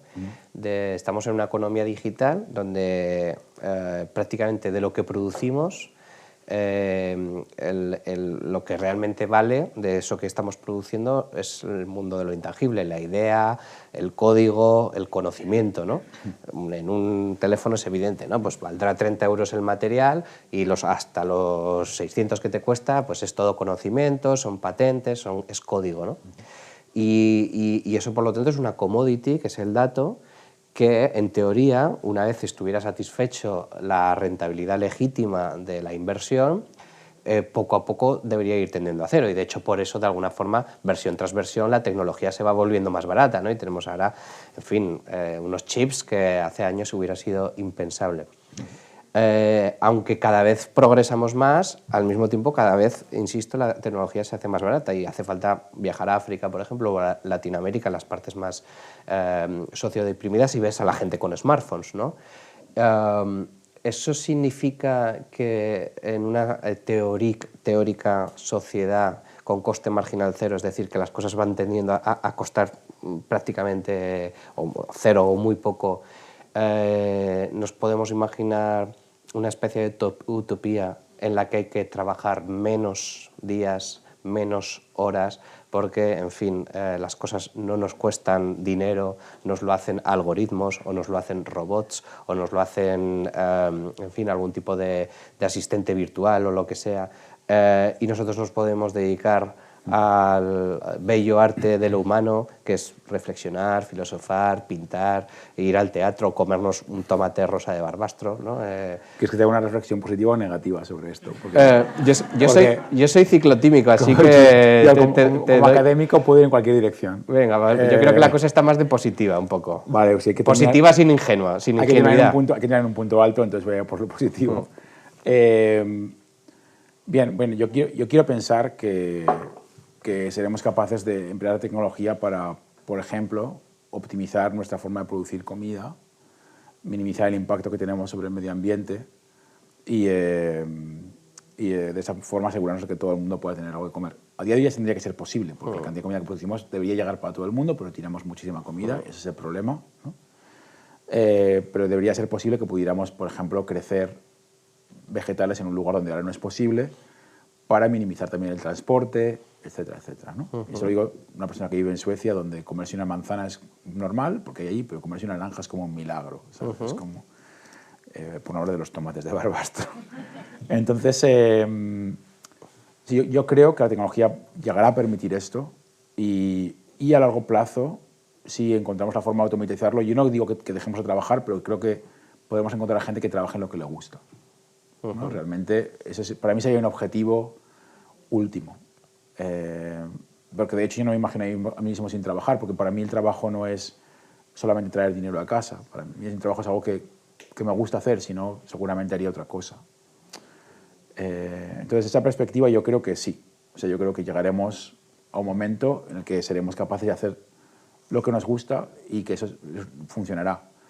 El otro aspecto es que mientras la economía, o mientras la sociedad siga rigiéndose por una economía que está basada en el dinero y en la obtención de dinero e intercambio con dinero, pues si seguimos intercambiando cosas por dinero, pues al final del día habrá gente que tendrá más dinero que otros, por la razón que sea, porque cultivarán mejores tomates de Barbastro, y entonces es posible que se planteen el tema de escala. Entonces yo creo que para llegar a ese momento también tenemos que buscar una forma de regular. Y habrá que regular, por ejemplo, el transporte máximo de los bienes o ese tipo de cosas. Si somos capaces, por ejemplo, de fabricar cosas en casi cualquier parte, ¿por qué deberíamos transportarlas de otro sitio? Eso tendríamos que buscar la forma de hacerlo. O sea, yo creo que nuestra visión tecno-utópica tiene dos flancos, pero que estamos aquí en Aragón barriendo para casa y que nosotros lo tenemos cubiertos. Y es que yo creo que, bueno, pues en cierta manera podemos avanzar en esa dirección, pero hace falta dos cosas. Uno, talento, que es el fin, va a ser la commodity del siglo XXI, y energía, que es una constante, ¿no? Y aquí esta especie de maldición bíblica que teníamos con el sol socarrante del verano y sobre todo el cierzo nos va a dar bien energía casi ilimitada, y el talento, bueno, pues estamos trabajando activamente en eso, ¿no? Ahora estoy hablando de Aragón, ¿no? Con esos dos elementos, ¿no? Y yo creo que se lleva muy bien con la economía digital, ¿no? Y esa economía de kilómetro cero de la que hablas. Y ahora querría terminar con esta idea de la caja negra. Bruno Latour populariza el concepto del cajanegrismo, el black boxing en inglés, y su contraparte, que es un verbo impronunciable, que es la descajanegrización, es decir, liberar, ¿no? Es un poco también, de alguna forma, esta idea de la que hablábamos del código abierto. Y fíjate que escuchándote me conecta con una reflexión que nosotros estamos trabajando en el laboratorio, que es la idea de la innovación, ¿no? De alguna forma, los monasterios tenían el poder del conocimiento porque tenían los manuscritos, ¿no? Y la imprenta de Gutenberg democratiza los libros, ¿no? Y por lo tanto el conocimiento.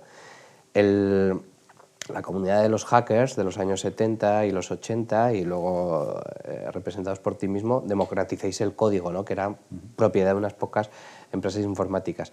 Yo creo que ahora hay que democratizar la innovación como, entendida como conjunto de conocimientos y formas de hacer que nos permiten, bueno, pues en fin, crear cosas, diseñar cosas y tal, que tengo la sensación de que está patrimonializada por unas pocas empresas y particularmente por unas pocas empresas consultoras internacionales que se hinchan de hacer contratos, copiar y pegar el mismo PowerPoint y se lo venden troceadico a los ayuntamientos, las diputaciones, las universidades de España y de Europa, ¿no? Y dices, ostras, nos están vendiendo 20 veces, digo 20 veces, 1000 veces el mismo proyecto, ¿no? Cuando, como tú decías, si esto está financiado por un proyecto público, dice, oye, yo me quiero quedar el código, en este caso el código de la innovación, la metodología, ¿no? Y por eso nosotros justamente hace unos días hemos sacado esta idea de la caja negra de la innovación como para descajanegrizar, ¿no? Que es un poco llevar esta cultura vuestra de la ética hacker y del código abierto al mundo de la innovación y de la transformación de los servicios públicos.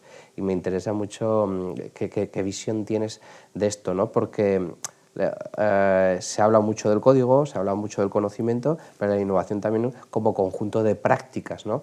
Y me interesa esta reflexión tuya final y la innovación como derecho, ¿no? Está el derecho a innovar, el derecho a co-crear, el derecho a fabricar, ¿no? O sea, una especie de derecho de cuarta o de quinta generación que es el derecho a ese maker, a ese homo faber que tenemos todos dentro y que vosotros lo sacáis cuando hacéis esos prototipos, cuando hacéis esos artefactos y tal, pero que en el fondo está muy conectado con la mayoría de las personas y que de alguna forma en algún momento de la vida se lo usurpamos porque no queremos que fabriquen cosas, queremos que solo hagan tareas rutinarias o como mucho PowerPoints, ¿no? Pero les quitamos esa cosa de juego, esa cosa de fabricación, ¿no? ¿Cómo lo ves? Risgas. El desgranizador que lo desnegrice. Buen desnegrizador será. Efectivamente. Joel Latour.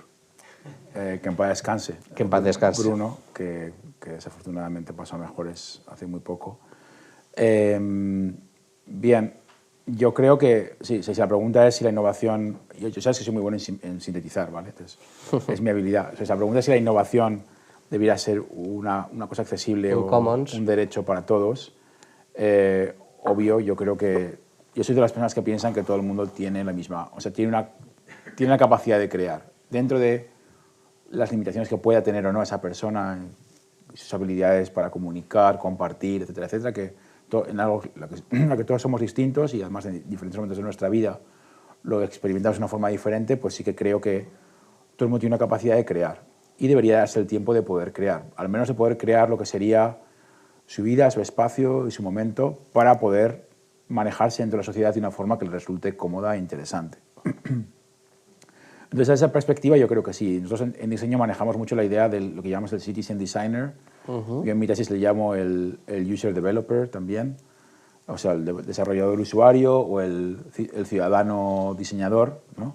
Son conceptos que llevamos manejando mucho tiempo, sobre todo para entrar en lo que sería toda la teoría del codiseño.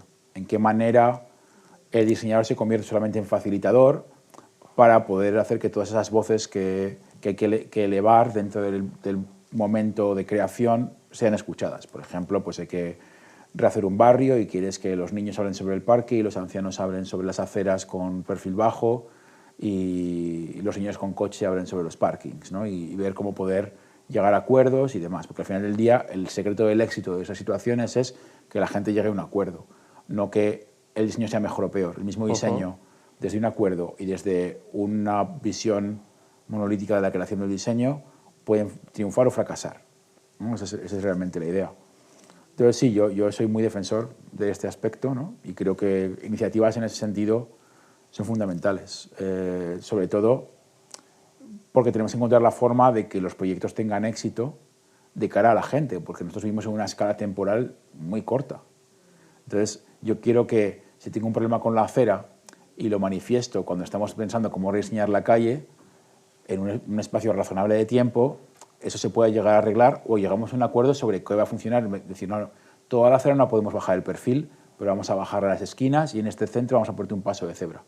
Y llegar a un acuerdo que funcione para todos, ¿no? Entonces, tiene que ser una escala temporal razonable para las personas. Y entonces ahí creo que es fundamental que esto funcione. Y con esto te doy pie para que exista el laboratorio. Efectivamente, para eso estamos nosotros. Bueno, pues vamos a hacer ahora un espacio de preguntitas breve, que tenemos aquí un público muy interesado. Por si alguien quiere hacer alguna pregunta a David. Hay caras de circunstancias, como siempre. Pues que llevamos, ¿cuánto tiempo llevamos? Sí, no, 2 horas. Al final nos hemos ido un poquito más de lo que llevaba yo controlado. Hoy Arduino... Con micrófono... Perfecto, ¿se escucha? Sí. Hoy, por decir, en tu día a día haces colaboraciones con universidades, con colegios y todavía sigues promoviendo todo el aspecto maker, pero ¿tú qué crees que fue que hizo, aparte de hacerlo abierto, que llegara a muchas personas esta filosofía o esta... Cuando tú iniciaste Arduino, ¿no te imaginabas que iba a ser así de grande o ya lo querían ustedes hacer así? Bueno, yo bajé aquí a la Plaza del Pilar, le puse una vela a la Virgen y me puse... No, esto es mentira. No, obviamente no teníamos ni idea. Trabajamos desde la perspectiva de nuestras buenas intenciones con esto y sobre todo que funcionaba para nosotros. Yo empleo Arduino en mi clase desde hace 16 años. Desde el día que lo creamos lo empleo todo el tiempo. Para que te hagas la idea, yo anticipo cuántas clases voy a dar como con 2 años de tiempo y me compro los materiales y los tengo en mi casa, porque no me puedo permitir que vaya a haber un recorte de materiales porque hay una guerra en no sé dónde, ¿sabes? Entonces yo voy acumulando material y lo tengo porque yo sé que quiero dar clase de esto, o sea, esa es mi materia, ¿no? Entonces, claro, si es mi materia, yo sé transmitir muy bien qué es lo que me apasiona sobre esto y es lo que hizo realmente que pudiera funcionar. Yo pasé el año 2006 viviendo con una maleta y una mochila y viajé por toda Latinoamérica, por Asia y por Europa, dando talleres de Arduino, de iniciación, durmiendo en el sofá de la gente algunos días y otros días asustando cucarachas de mi pan. Así, o sea, esa fue mi realidad. Entonces, claro, cuando tú haces algo así, de entrada, la gente cree en ti porque dice, hostia, este tío se lo cree de verdad, si no, ¿por qué está aquí? Y por otra parte, te da la oportunidad de conocer un montón de gente que tiene necesidad de crear herramientas y aprendes mucho más sobre qué les hace falta realmente. A lo mejor no es el último ordenador, a lo mejor no es la mejor cosa de tal, sino a lo mejor es pues, algo más sencillo, más económico, pero con mejor contenido, por ejemplo, ¿no? Más adaptado a sus necesidades. Entonces, por eso triunfó Arduino, porque surgió en un momento en el que hacía falta un determinado tipo de herramienta y pudimos hablar con mucha gente sobre qué les hacía falta. Cuando hablo de mucha gente, hablo de fácil de taller a 1000 personas en un año, no exagero, ¿no? En plan de 20 personas en un sitio, 20 personas en otro, tal. Dimos un taller, por ejemplo, en Media Lab, cuando estaba en el Centro Cultural Conde Duque en Madrid, que el primer día había 30 personas y el último día había 60 personas. Cada día venía más gente, ¿no? Eso hizo que viniera el último día, de hecho, vino de paseo el director de Ars Electrónica y preguntó, ¿ese taller qué pasa? ¿Es el primer día que lo hacen? ¿Por qué hay tanta gente? Y dijeron, no, es el último día. Entonces me entrevistó y me propuso comisariar talleres yo para Ars Electrónica del 2006, el año siguiente. Y eso hice, y de repente vinieron miles de personas. Venía gente de universidades de todo el mundo, porque Ars Electrónica es un centro neurálgico de las escuelas de arte y diseño. Entonces nos empezaron a invitar a dar charlas y talleres en un montón de sitios. Entonces, si yo llevo ya un año de carrerilla, pasé otro año más. Y luego me fui a vivir durante el 2007 a Corea, a dar talleres en Corea. Entonces te conté el sur.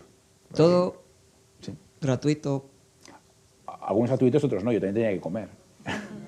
Claro, pero yo ahora, por ejemplo, tengo una tarifa que no voy a hablar, pero en aquel momento era más de, bueno, estos son mis gastos. No tengo hijos, vivo solo, Si me puedes cubrir mis gastos, si me llevas y me traes, pues puedo hacerlo, ¿no? Y sí, pues con eso funcionó. Pues también me doy cuenta de que eso, por ejemplo, a día de hoy no podría hacerlo. A día de hoy tengo otras limitaciones, tengo otras necesidades y ya está, ¿no? Y que a lo mejor hubiera funcionado igual, pues la verdad es que no lo sé. Yo solo sé que funcionó con eso y trabajé con un montón de gente en todo el mundo gracias a eso, ¿no? Vale, gracias. ¿Ah? ¿Tenemos alguna más?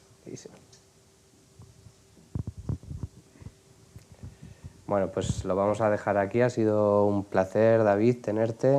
Es una excusa para que vengas además a saludar a tus padres, que seguro que nos lo agradecerán.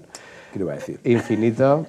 Yo me comprometo a seguir promoviendo tu candidatura a hijo predilecto de Zaragoza. Lo voy a conseguir y el día que lo consigamos esto queda grabado, aunque ya me parece que lancé un tuit en el 2016. En aquel momento el que es ahora alcalde, aunque va a dejar de serlo, se interesó. No sé cómo estará el tema. ¿Cuánto le queda hasta mayo? Sí, me parece que es para el Pilar, entonces ya para octubre no... Pero vamos, estoy seguro que algún día serás hijo de predilecto de Zaragoza y estaremos muy orgullosos de ti, los que te hemos seguido desde hace años. Muchas gracias por venir al Lab y por esta conversación que ha sido muy interesante. Gracias por traerme.